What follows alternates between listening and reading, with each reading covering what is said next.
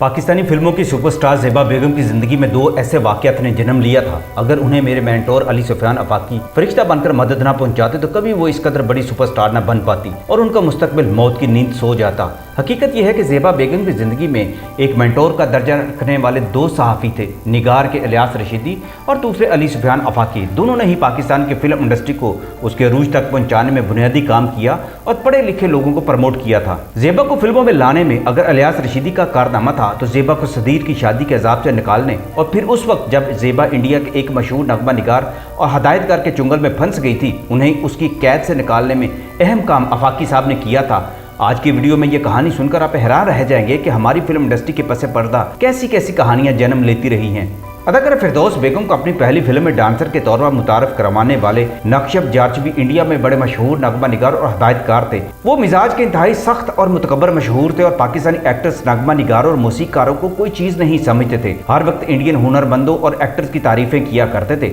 ज़ेबा बेगम भी 60 की दहाई में, जब अभी वो फिल्मों में नई थी, वो नक्शब जारचवी के चुंगल में फंस गई और नक्शब जारचवी ने उन्हें लाहौर के एक घर में लाकर कैद कर दिया और उन पर पहरा देने के लिए मुसल्ला गार्ड बैठा दिए जो उन्हें बंदूकों से डराते रहते थे। पहले नक्शब साहब का तारफ तो सुन लीजिए। मीना कुमारी के शोहर कमाल अमरोही की फिल्म महल और नक्शब जारचवी की फिल्म जिंदगी या तूफान अपने वक्त की दो मशहूर तरीन इंडियन फिल्में थी।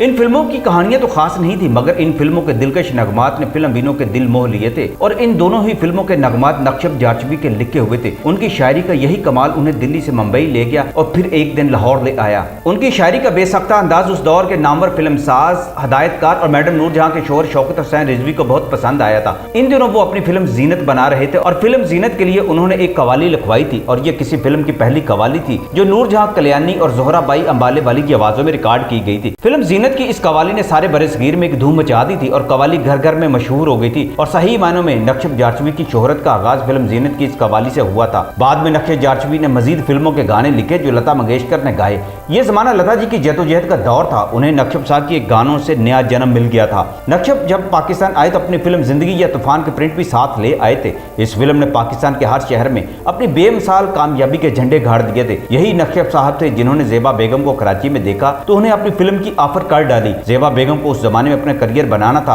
और उन्हें किसी ऐसे मौके की तलाश थी, मगर ज़ेबा को मालूम नहीं थी वो जिस ऑफर को ऑफर समझ रही हैं उससे उनका करियर डूब भी सकता है। ज़ेबा को वो कैसे कराची से लाहौर लाए और फिर क्या हुआ, इसकी कहानी आफाकी साहब ने सुनाई थी।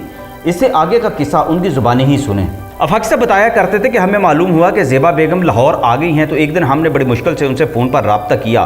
कई बार फ़ोन करने पर उनसे बात नहीं हो पाती थी, लेकिन एक दिन जब हमारी उनसे बात हुई तो वो बड़ी आहिस्तगी से राजदाराना तरीके से बोलने लगी, कहने लगी, आफाकी साहब मैं तो बहुत परेशान हूँ, नक्शब साहब के बुलाने पर यहाँ तो आ गई हूँ मगर उन्होंने हम पर बहुत पाबंदियाँ आयद कर दी हैं। वो नहीं चाहते कि मैं किसी और से मिलूँ या रब्ता भी करूँ, बल्कि उनकी मर्जी के बगैर तो मैं सांस भी नहीं ले सकती। इस कोठी में मसल्ला चौकीदार भी हर वक्त तैनात रहते हैं और किसी को मुलाकात की इजाज़त नहीं देते, ना ही हम लोग अपने तौर पर या किसी और के साथ कहीं बाहर जा सकते हैं। ज़ेबा बेगम की आवाज़ सहमी हुई थी और बहुत परेशान लग रही थी। इस मौके पर ज़ेबा बेगम की वालदा लाली बेगम ने भी हमसे मुख्तसर सी बात की और कहा, हम तो बहुत पछता रहे हैं और हमें बहुत डर लग रहा है, ना जाने नक्शब हमारे साथ क्या करें। मैंने उन्हें तसल्ली दी और कहा, मैं आपके पास मिलने के लिए आ रहा हूँ, आप मुझे बस एड्रेस बताएं और मैं देख लेता हूँ कि नक्शब साहब आपके साथ ऐसा सलूक क्यों करते हैं। अगर वो आपके साथ बदसलूकी करेंगे तो हम भी उन्हें देख लेंगे। आफाकी साहब बताते हैं कि वो GOR के इलाके में उस कोठी के सामने पहुंच गए जहां ज़ेबा बेगम को कैद रखा किया था। गेट के सामने मुसल्ला चौकीदार तैनात थे। हमने उन्हें अपना कार्ड पेश किया तो वो कहने लगे कि हम किसी से आपकी मुलाकात नहीं करा सकते, लेकिन आफाकी साहब कहते हैं कि मैं अकड़ गया और मैंने कार्ड भी पेश किया और बताया कि मैं बहुत बड़ा सरकारी अफसर हूँ, अगर तुम चाहते हो कि मैं पुलिस को ना बुलाऊं तो फौरी तौर पर मेरी ज़ेबा बेगम से मुलाकात करवाओ। वो पीछे हट गया।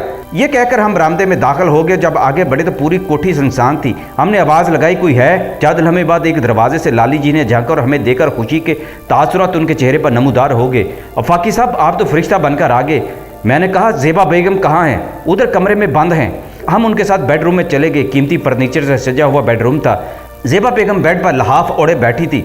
नज़दीक ही एक हीटर जल रहा था। हमें देखा तो खुशी से उठ खड़ी हुई। ऐसा लगा उनके मुर्दा चेहरे पर जिंदगी आ गई है। हाल चाल पूछने के बाद जब हमने उनसे पूछा कि हुआ क्या है तो वो कहने लगे कि नक्शब साहब कराची में उनसे मिले थे और उन्होंने अपनी फिल्म की दावत दे डाली थी। नक्शब जारचवी का चूंकि बहुत बड़ा नाम था लिहाजा हम रजामंद हो गए। नक्शब साहब ने हवाई जहाज के टिकट बेचे और हम उनके कहने पर लाहौर में आ गए। एयरपोर्ट से उन्होंने हमें एहतराम के साथ सिविल लाइंस की इस कोठी में ला रखा है, लेकिन यहाँ क्या रखा है, हमें बंद करके रख दिया है। एक बावर्ची है और मुसल्लह बॉडीगार्ड्स हैं। नक्शब साहब ने हमें बताया कि उन्हें 2 फिल्मों में कास्ट करेंगे। इस दौरान हम किसी और की फिल्म में काम नहीं कर सकेंगी, बल्कि किसी फिल्म साज से भी हम बात नहीं कर सकेंगी, ना ही हम किसी को अपना टेलीफोन दे सकेंगी और इस कोठी से बाहर भी नहीं निकल सकती। फाकी साहब बताते हैं कि हमें बहुत जल्द एहसास हो गया कि ज़ेबा को तो दरअसल कैद कर दिया गया है। एक दिन नक्शब साहब उन्हें अपने साथ स्टूडियो लेकर गए, जहां SM यूसुफ से मुलाकात हुई। यूसुफ साहब ने ज़ेबा को अपने घर मदऊ किया और एक फिल्म में काम करने का इंदिया भी दिया, मगर नक्शब साहब ने बहुत रखाई से कहा, ये अभी तो मेरी फिल्म के लिए काम करने आई हैं, जब फारिग हो जाएंगी तो आपसे मुलाकात कर लेंगी। यूसुफ साहब उनके इस सख्त रवैये पर इंतहाई हैरान हुए। फाकी साहब बताते हैं कि हमने ज़ेबा बेगम से पूछा कि आप नक्शब साहब के इतने नीचे क्यों लग गई हैं? क्या आपने उनका स्क्रिप्ट मुकम्मल पढ़ लिया है? क्या आपने उनके साथ एग्रीमेंट तय कर लिया है? ज़ेबा बेगम कहने लगी कि अभी तो हमने कॉन्ट्रैक्ट नहीं पढ़ा और उनका स्क्रिप्ट भी तैयार हो रहा है, लेकिन जब मेरी और ज़ेबा बेगम की आपस में बातचीत हुई तो पता चला कि अभी तो स्क्रिप्ट लिखने में बहुत टाइम लगेगा और इस दौरान ज़ेबा बेगम सिर्फ नक्शब साहब के कहने पर उनकी कोठी के अंदर ही कैद खाने में रहेंगी। हमने ज़ेबा बेगम को तसल्ली दी तो वो पुरसकून हो गई। वो नक्शब साहब की फिल्मों में काम करने के लिए तैयार नहीं थी और कराची अब वापस जाना चाहती थी, मगर नक्शब साहब के डर से खामोश थी। उन्हें बताया गया था कि नक्शब साहब का बहुत ज्यादा असर और रसूख है, उनको नाराज करना बहुत मुश्किल है। वैसे नक्शब साहब की लाहौर में यही शोहरत थी, वो बड़ी बड़ी बातें करने के आदी थे, सबको नहल और कमतर करार देते थे और अपनी तारीफ करते रहते थे।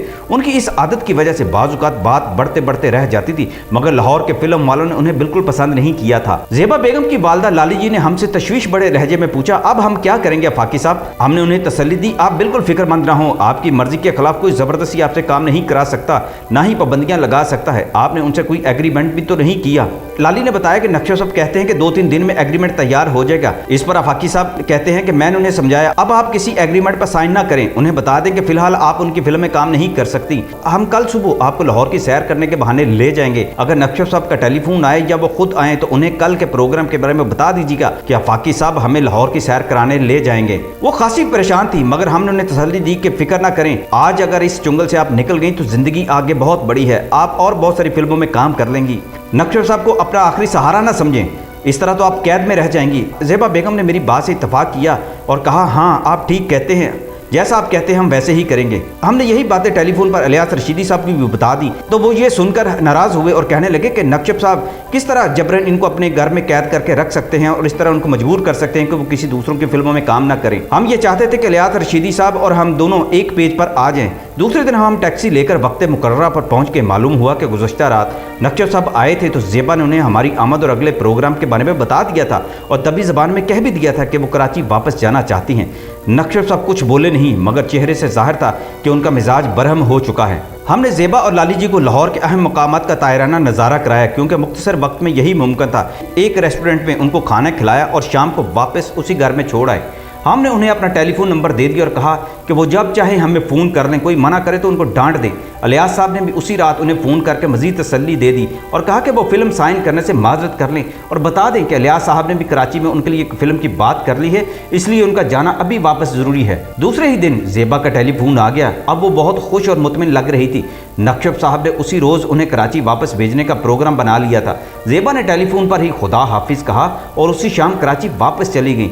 नक्शब साहब के साथ काम न करना उनके हक में बेहतर ही साबित हुआ, क्योंकि वो जिस मिजाज के आदमी थे और आर्टिस्टों से जिस तरह का बर्ताव करने के आदी थे, वो कोई खुददार और हसास आर्टिस्ट बर्दाश्त नहीं कर सकता था और ज़ेबा बेगम के लिए ये तो नामुमकिन था। ज़ेबा बेगम अक्सर बाद में भी ये कहा करती थी, फाकी साहब आपने मुझे उस कैद खाने से निजात दिलाई और आज मैं ज़िंदगी की आज़ाद बहारों में सांस ले रही हूँ। अगर मैं उस वक्त नक्शब साहब के चुंगल में फंसी रह जाती तो शायद फिल्मी करियर मेरे लिए तबाह हो जाता।